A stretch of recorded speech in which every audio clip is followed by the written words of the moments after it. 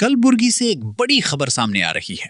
शहर के Ashoknagar police station की टीम ने एक शातिर घर चोर को गिरफ्तार करते हुए 7 अलग-अलग घर चोरी के मामलों का पर्दाफाश कर दिया है। पुलिस ने आरोपी के कब्जे से 10,30,000 रुपए की कीमती संपत्ति भी बरामद कर ली है। इस बात की जानकारी Kalaburagi police commissioner doctor Sharanappa SD IPS ने मीडिया को दी। पुलिस के मुताबिक कांता कॉलोनी के रहने वाले तुग्गुदीप जगन्नाथ सुरन उम्र 33 साल के तौर पर हुई। आरोपी पेशे से ड्राइवर है। असल में चित्तापुर तालुक के येरगल गांव का रहने वाला है और फिलहाल कलबुर्गी के संतोष कॉलोनी में रहता है। पुलिस पूछताछ के दौरान आरोपी ने अशोकनगर पुलिस स्टेशन में दर्ज 7 घर चोरी के मामलों में अपना जुर्म कबूल कर लिया। पुलिस ने आरोपी के कब्जे से 63 ग्राम सोने के जेवरात, जिनकी कीमत तकरीबन 10 लाख रुपए है, के साथ 30,000 रुपए नकद रकम भी बरामद की। इस तरह कुल बरामद संपत्ति की कीमत 10,30,000 रुपए बताई गई है। गिरफ्तारी के बाद आरोपी को अदालत में पेश करते हुए न्यायिक हिरासत जुडिशियल कस्टडी में भेज दिया गया है। Police commissioner doctor Sharanappa SD IPS ने इस केस को सफलतापूर्वक सुलझाने वाली पूरी पुलिस टीम की सराहना की और उन्हें मुबारकबाद पेश की। कमिश्नर ने कहा कि शहर में जुर्म पर लगाम लगाने के लिए पुलिस की कार्रवाइयां मुस्तकिल तौर पर जारी रहेंगी।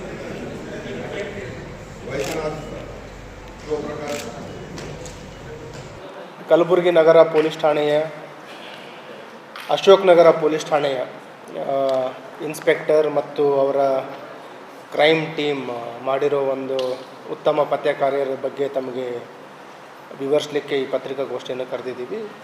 ಇದರಲ್ಲಿ ಅಶೋಕನಗರ ತಮಗೆಲ್ಲ ತಿಳಿದಿರುವ ಹಾಗೆ ಒಂದು ತುಂಬ ರೆಸಿಡೆನ್ಷಿಯಲ್ ಇರುವಂಥ ಪ್ರದೇಶ, ಹೆಚ್ಚಿನದಾಗಿ ಅಲ್ಲಿ ಜನರು ವಾಸಿಸುವಂಥ ಏರಿಯಾ ಇದೆ. ಅಲ್ಲಿ ಕಳೆದ ಕೆಲವು ತಿಂಗಳುಗಳಿಂದ ಹೆಚ್ಚಿನ ಒಂದು ಮನೆಗಳ್ಳತನಗಳಾಗ್ತಾಯಿತ್ತು. ಆ ಒಂದು ಹಿನ್ನೆಲೆಯಲ್ಲಿ ವಿಶೇಷ ಟೀಮನ್ನು ಮಾಡಲಾಗಿತ್ತು ಮತ್ತು ಅವರಿಗೆ ದೊರೆತ ಕೆಲವು ವೈಜ್ಞಾನಿಕ ಸಾಕ್ಷ್ಯಗಳ ಆಧಾರಗಳ ಮೇಲೆ ಒಬ್ಬ ಆರೋಪಿಯನ್ನು ಬಂಧಿಸುವಲ್ಲಿ ಯಶಸ್ವಿಯಾಗಿದ್ದಾರೆ. ಅವನ ಬಂಧಿತನ ಹೆಸರು ಮಲ್ಲಿಕಾರ್ಜುನ್ ದೇವೇಂದ್ರಪ್ಪ ತಳವಾರ್ ಅಂತ, ಸುಮಾರು 33 ವರ್ಷ. ಇವನ ಒಂದು ಹಿನ್ನೆಲೆಯನ್ನು ಕಲೆ ಹಾಕಿದಾಗ ಇತ್ತೀಚೆಗೆ ಇವನು ಅಪರಾಧಕ್ಕೆ ಎಸ್ಪೆಷಲಿ ಮನೆಗಳ್ಳತನ ಮಾಡಲಿಕ್ಕೆ ಸ್ಟಾರ್ಟ್ ಮಾಡಿರುವಂಥದ್ದು. ಇದರ ಮೊದಲು ಅವನು ವೃತ್ತಿಯಲ್ಲಿ ಈ ಡ್ರೈವಿಂಗ್ ಕೆಲಸ ಮಾಡ್ಕೊಂಡಿದ್ದ, ಟ್ರಕ್ ಡ್ರೈವರ್ ಆಗಿ ಮತ್ತು ಇತರೆ ವಾಹನ ಚಾಲಕನ ಕೆಲಸ ಮಾಡ್ತಾಯಿದ್ದ ಮತ್ತು ಬೆಂಗಳೂರು ನಗರದಲ್ಲಿ ಮತ್ತು ಕಲಬುರಗಿಯಲ್ಲಿಯೂ ಕೂಡ ನಗರ ಮತ್ತು ಗ್ರಾಮೀಣ ಭಾಗದಲ್ಲಿ ವಾಹನ ಚಲಾವಣೆ ಮಾಡ್ಕೊಂಡಿದ್ದ. ಇತ್ತೀಚೆಗೆ ಏನಾಗಿದೆ, ಅವನ ಏನು ಒಂದು ಫಸ್ಟ್ ವೈಫ್ ಇದ್ದರು, ಅವರು ಬಿಟ್ಟು ಹೋಗಿದ್ದಾರೆ. ನಂತರ ಬೇರೆಯವ್ರ ಜೊತೆ ಲಿವಿನಲ್ಲಿದ್ದಾನೆ. ಅದ್ರ ಜೊತೆಗೆ ಅವನಿಗೆ ಈ ಗ್ಯಾಮ್ಲಿಂಗ್ ಮತ್ತು ಕುಡಿತದ ಒಂದು ಚಟಕ್ಕೆ ಬಲಿಯಾಗಿದ್ದಾನೆ. ಆ ದುಂದು ವೆಚ್ಚದಗೋಸ್ಕರ ಅವನು ಈ ಮನೆಗಳ್ಳತನ ಮಾಡಲಿಕ್ಕೆ ಸ್ಟಾರ್ಟ್ ಮಾಡಿದ್ದಾನೆ. ನಾವು ನೋಡಿದಾಗ ಒಟ್ಟು 7 ಮನೆಗಳ್ಳತನ ಮಾಡಿದ್ದಾನೆ ಒಂದೇ ಏರಿಯಾದಲ್ಲಿ. ಅವನು ಈ ಒಂದು ಬಾಡಿಗೆ ಮನೆಯಲ್ಲಿ ವಾಸ ಮಾಡ್ತಾ ಇದ್ದ, ಗೋದುತಾಯಿ ಕಾಲನಿಯಲ್ಲಿ ಯಾರು ಲಿವ್ ಇನ್ ರಿಲೇಷನ್ ಇದ್ದಾನೆ ಅವ್ರ ಜೊತೆ ವಾಸ ಮಾಡ್ತಾಯಿದ್ದ. ಅಲ್ಲೇ ರೆಕ್ಕಿ ಮಾಡೋದು ರಾತ್ರಿ ಹೊತ್ತು, ಮತ್ತು ಒಂದು ಸ್ಕ್ರೂ ಡ್ರೈವರ್ ಮತ್ತು ರಾಡ್ ಇಟ್ಕೊಂಡು ಮನೆಗಳ್ಳತನ ಮಾಡುವಂಥದ್ದು. ಜಾಸ್ತಿ ಟಾರ್ಗೆಟ್ ಮಾಡಿರೋ ಏರಿಯಾ ಅಂತಂದರೆ ಹೀರಾನಗರ ಇದೆ, KSRTC ಕಾಲನಿ ಇದೆ, ನಿಮಗೆ ಕರುಣೇಶ್ವರ ನಗರ ಇದೆ, ಸಂತೋಷ್ ಕಾಲನಿ ಇದೆ. Basically in and around Ashok Nagar police station limits. ಇವನ ಒಂದು ಬಂಧನದಿಂದ ಈಗ ನಿಯರ್ಲಿ 10,30,000 ಬೆಲೆ ಬಾಳುವ ಚಿನ್ನಾಭರಣ ಮತ್ತು ಕ್ಯಾಶನ್ನು ರಿಕವರಿ ಮಾಡಿದ್ದಾರೆ. ಮತ್ತು ಇವನು ಎಲ್ಲಿ ಅಪರಾಧ ಮಾಡಿ ಒಂದು ಸಲ ಓಡಾಡ್ತಾ ಇರಬೇಕಾದ್ರೆ ಅಲ್ಲಿ ನಮಗೆ ಒಂದು ವೈಜ್ಞಾನಿಕವಾಗಿ ಒಂದು ಸಾಕ್ಷ್ಯ ದೊರಕಿತ್ತು, CCTV ಫುಟೇಜ್. ಆ ದೊರಕಿದ ಮೇಲೆ ಸ್ಥಳೀಯ ಪೊಲೀಸರು, ನಮ್ಮ ನೈಟ್ ಏನು ಬೀಟ್ ಸಿಬ್ಬಂದಿ ಇದ್ದಾರೆ ಅಲ್ಲೆಲ್ಲ ಅಲರ್ಟ್ ಮಾಡಿತ್ತು. ಅವನು ನೆಕ್ಸ್ಟ್ ಅಫೆನ್ಸ್ ಮಾಡಬೇಕಾದ್ರೆ ಇಂಟ್ಯಾಕ್ಟಾಗಿ ಏನು ಅವನ ಹತ್ರ ಡ್ರೆಸ್ ಹಾಕಿದ್ದು ಫುಟೇಜ್ ಇತ್ತು.